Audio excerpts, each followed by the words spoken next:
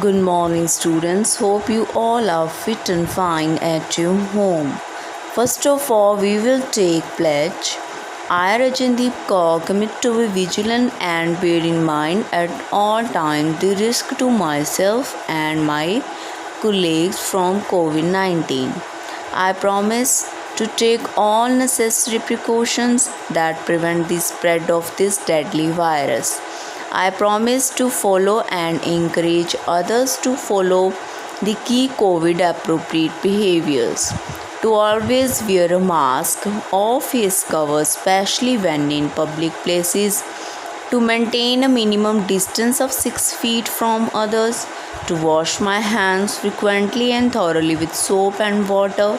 Together we will win this fight against COVID-19. प्रिय विद्यार्थियों, आज हम अध्याय 6 पढ़ेंगे जिसका शीर्षक है स्वावलंबन।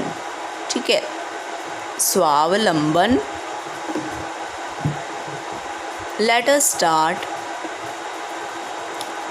पहले भूमिका पढ़ेंगे पाठ के बारे में। बच्चों, आपने सुना होगा ईश्वर उनकी सहायता करते हैं जो अपनी सहायता स्वयं करते हैं। प्रस्तुत एकांकी में हम एक ऐसे बालक के बारे में जानेंगे जो समाज सेवक ईश्वर चंद्र विद्यासागर का सहारा पाकर अपने पैरों पर खड़ा हो गया। पहला दृश्य, ईश्वर चंद्र विद्यासागर जा रहे हैं। एक गरीब लड़का उनसे भीख मांगता है। लड़का बोलता है, मालिक एक पैसा दे दीजिए। विद्यासागर जी बोलते हैं, तुम भीख क्यों मांगते हो? लड़का बोलता है, मेरी माँ बीमार है, पिता है नहीं, मैं बहुत छोटा हूँ, मुझे कोई काम भी नहीं देता, इसीलिए मैं भीख मांगता हूँ। विद्यासागर जी बोले, यदि तुम्हें एक आना दूँ तो तुम क्या करोगे? बेटा, पहले जैसे रुपए होते हैं, पैसे होते हैं, पुराने ज़माने में आने होते थे। ठीक है, इसीलिए विद्यासागर जी उन्हें ऑफ़र कर रहे हैं कि मैं अगर आपको एक आना देता हूँ तो तुम क्या करोगे? लड़का बोलता है, 2 पैसे माँ के पास जमा कर दूँगा, 2 पैसे की खाने पीने की चीज़ें लाऊँगा। विद्यासागर जी बोलते हैं, यदि 4 आने दूँ तो? लड़का बोलता है, मालिक आप तो मजाक कर रहे हैं, 1 पैसा देना हो तो दीजिए, नहीं तो मैं जाता हूँ। विद्यासागर, नहीं नहीं, मैं मजाक नहीं कर रहा हूँ, सच कह रहा हूँ। लड़का, फिर 3 आने माँ को दूंगा और 1 आने की खाने पीने की चीज़ें लाऊंगा। विद्यासागर खुश होकर कहते हैं, अच्छा तो मैं तुम्हें 1 रुपया देता हूँ। 1 रुपया पहले बेटा बहुत होता था, उसमें बहुत सारी चीज़ें आ जाती थी। देखो, कहीं खोना नहीं, मतलब 1 रुपया कहीं खो मत देना, गुमा मत देना, अपनी माँ को देना। विद्यासागर लड़के को 1 रुपया देते हैं। एक और विद्यासागर जाते हैं और दूसरी ओर लड़का जाता है। विद्यासागर, क्यों भाई, तुम कौन हो? लड़का, पहले आप चलिए तब मैं बताऊंगा। विद्यासागर, अच्छा चलो। दोनों दुकान में आते हैं। लड़का बड़े आदर के साथ विद्यासागर को कुर्सी पर बिठाता है। दूसरा दृश्य शुरू हो जाता है। 5 वर्ष बाद का एक सीन दिखाते हैं। इसमें ये बच्चा देखो बड़ा हो गया और ये विद्यासागर जी हैं। 5 वर्ष बाद विद्यासागर उसी सड़क पर से जा रहे थे। लड़का दुकान पर बैठा है। लड़का बोलता है विद्यासागर के पैरों पर गिरकर, मालिक प्रणाम। विद्यासागर बोलते हैं, सुखी रहो भाई, मतलब उन्होंने पहचाना नहीं है कि ये बंदा कौन है।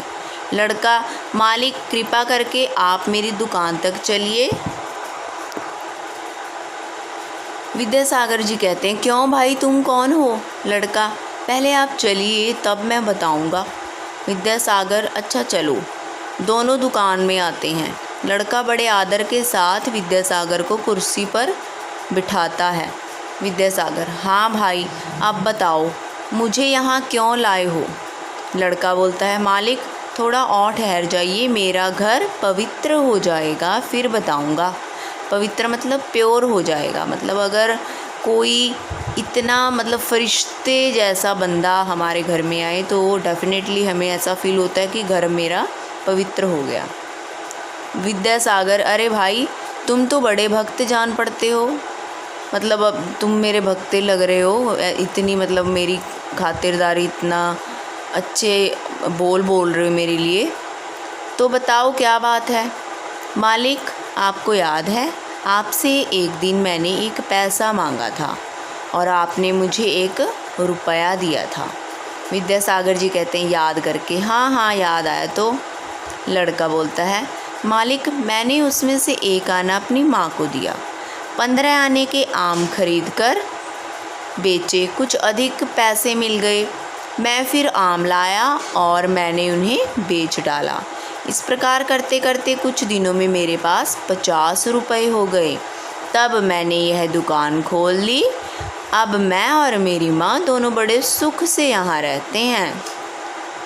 विद्यासागर जी खुशी से बोलते हैं, वाह वाह, तुमने बहुत अच्छा किया, मैं भी कुछ ऐसा ही सोच रहा था। केवल 1 रुपये से तुम अपने पैरों पर खड़े हो गए और भीख मांगना छोड़ दिया। लड़का: मालिक, यह सब आपकी कृपा है। विद्यासागर जी बोलते हैं, मेरी कृपा नहीं, यह तो तुम्हारी मेहनत है। कुछ पढ़ाई भी की है? लड़का: जी नहीं मालिक। कैसे पढ़ता? विद्यासागर: अच्छा, अब तुम रोज़ रात्रि पाठशाला में जाया करो, तुम अपनी जीविका कमाने लगे हो, अब तुम्हें पढ़ना चाहिए, इससे तुम्हारी दुकानदारी को भी लाभ होगा, फ़ायदा होगा। लड़का: आपकी बात मैं अवश्य मानूंगा, ज़रूर मानूंगा। मैं आज से ही रात्रि पाठशाला में पढ़ने जाऊंगा। रात्रि पाठशाला बेटा, रात को स्कूल्स लगते हैं, नाइट स्कूल्स। जो बच्चे बेचारे दिन में नहीं पढ़ पाते काम की वजह से या किसी और मजबूरी की वजह से, उनके लिए नाइट स्कूल्स होते हैं, वो फिर रात को बेटा स्टडी करते हैं। आज के ज़माने में भी हैं ये स्कूल, ठीक है, अब भी ये फैसिलिटी दी जाती है। विद्यासागर जी बोलते हैं, अच्छा मैं चलता हूँ, फिर जब मिलूँगा तब अपनी पढ़ाई का हाल बताना। लड़का उनके पैर छूता है। ईश्वर चंद्र विद्यासागर उसे आशीर्वाद देते हैं। यहीं पर समाप्ति हो जाती है बेटा। इसमें आपने देखा कि एक होनहार बच्चे ने अपनी मेहनत से भीख मांगना छोड़ दिया और बहुत ही अच्छा एक कार्य करके, फल बेचने का कार्य करके वो आत्मनिर्भर बन गया, सेल्फ डिपेंड बन गया। ठीक है, ऐसे लोगों की मदद करनी चाहिए। Okay, hope you have understood. Take care, bye bye.